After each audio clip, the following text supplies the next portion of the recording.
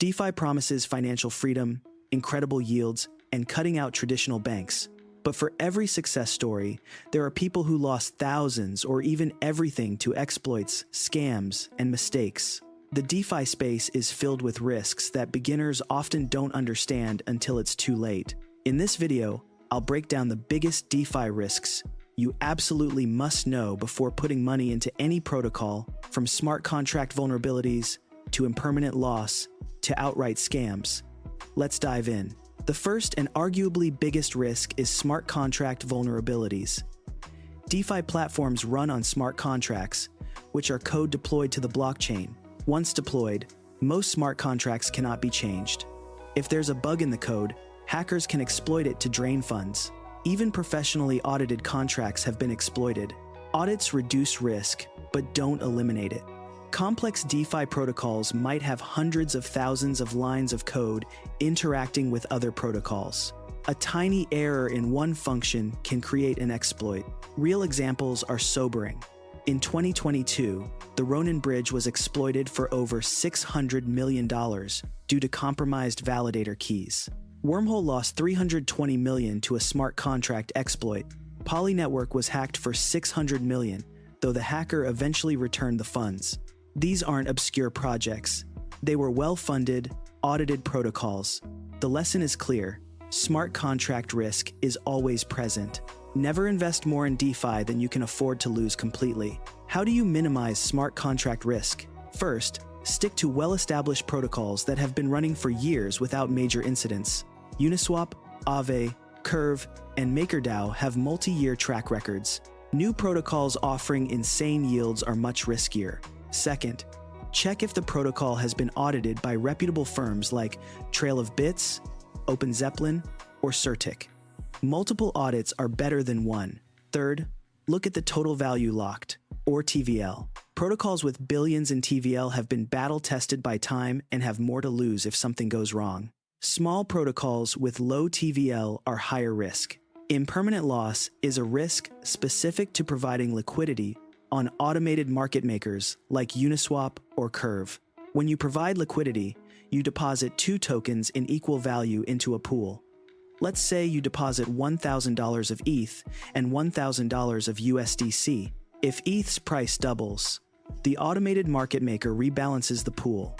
You end up with less ETH and more USDC than you started with. When you withdraw, you have less total value than if you had just held both tokens separately.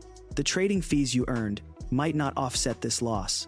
The term impermanent loss is misleading because the loss becomes permanent when you withdraw. It's only impermanent while your funds remain in the pool and could theoretically revert if prices return to the original ratio. Impermanent loss is worse with volatile pairs.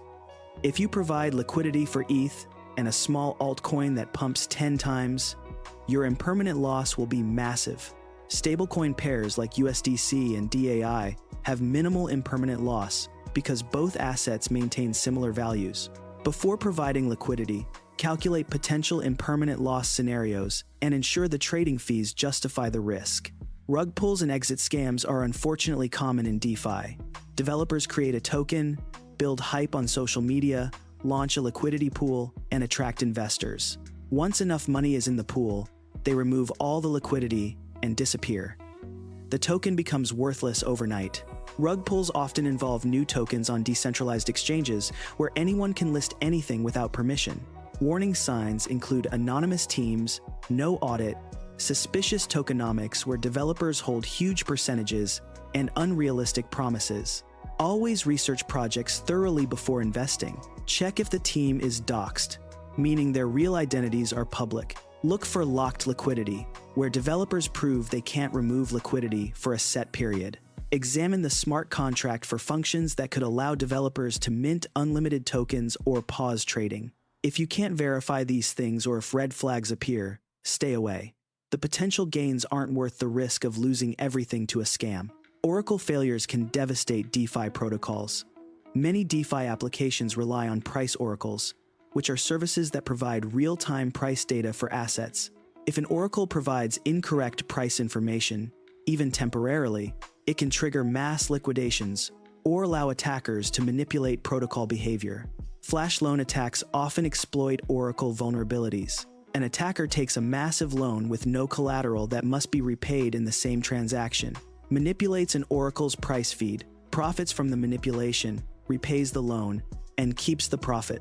Protocols using Chainlink oracles are generally safer because Chainlink aggregates data from multiple sources. Single-source oracles are more vulnerable. As a user, you can't do much about Oracle risk except choose protocols that use robust Oracle solutions and have demonstrated resilience against Oracle manipulation attacks.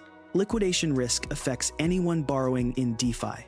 When you borrow against collateral on platforms like Aave or MakerDAO, you must maintain a minimum collateralization ratio.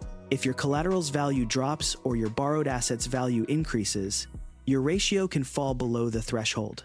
The protocol automatically liquidates your collateral to repay the loan. You lose your collateral and often pay liquidation penalties on top. Crypto markets are extremely volatile. A sudden price crash can liquidate positions in minutes.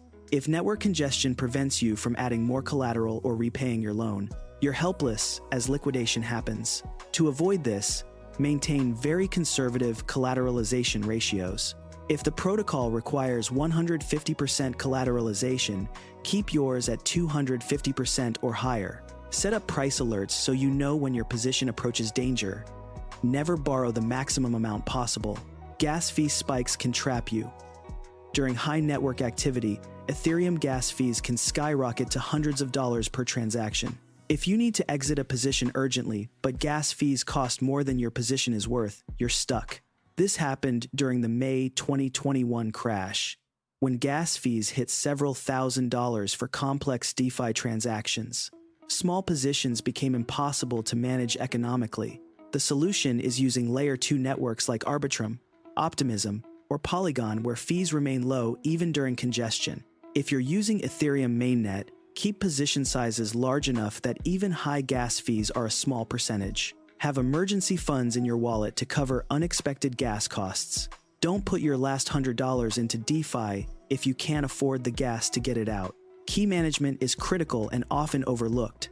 DeFi requires you to manage your own private keys. If you lose your seed phrase, your funds are gone forever. No customer service can recover them. If someone steals your seed phrase or tricks you into sharing it, they can drain your wallet immediately. Phishing sites that mimic DeFi platforms are common. Always verify URLs. Bookmark legitimate sites and only access through bookmarks.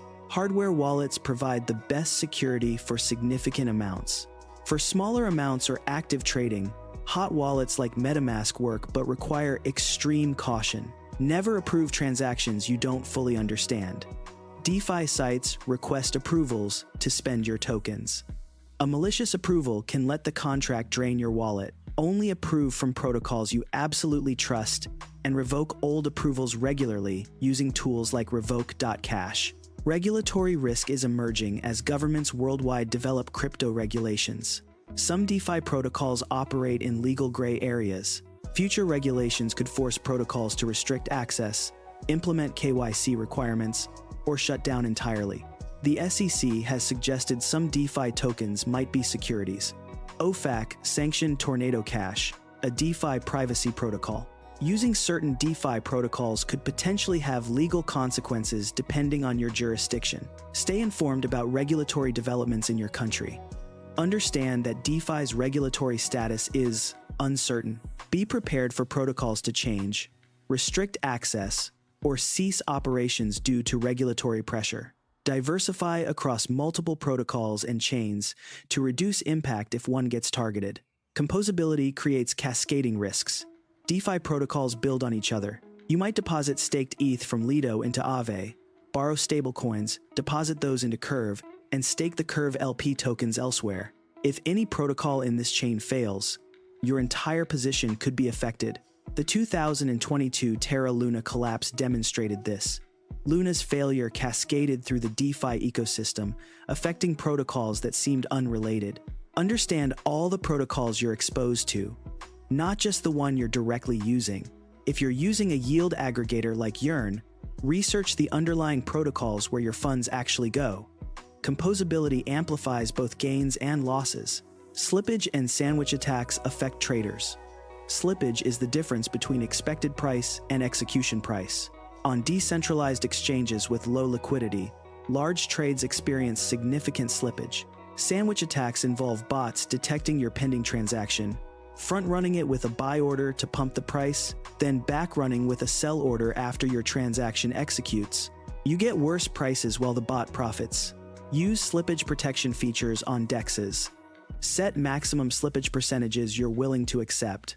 For large trades, split into smaller transactions, or use aggregators like 1inch that find optimal routes across multiple DEXs. Avoid trading low liquidity pairs, where slippage is unavoidable. UI risks are real. DeFi interfaces are built by third parties and can have bugs or malicious code. A compromised front end could trick you into signing malicious transactions. Always verify transaction details in your wallet before signing. Check that the contract address matches the official protocol address. Be skeptical of pop-ups asking for urgent action.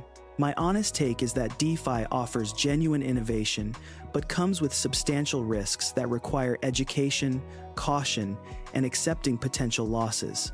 Start extremely small while learning. Use protocols with long track records. Understand what you're doing before deploying significant capital. Never invest money you need for living expenses or can't afford to lose. The potential returns don't justify risking your financial stability. DeFi will still be here when you're ready. Take time to learn properly. If you found this risk breakdown helpful, make sure to subscribe. In the next video, I'll compare DeFi versus traditional finance, showing the real differences in how they work and which makes sense for different situations. Thanks for watching, and I'll see you in the next one.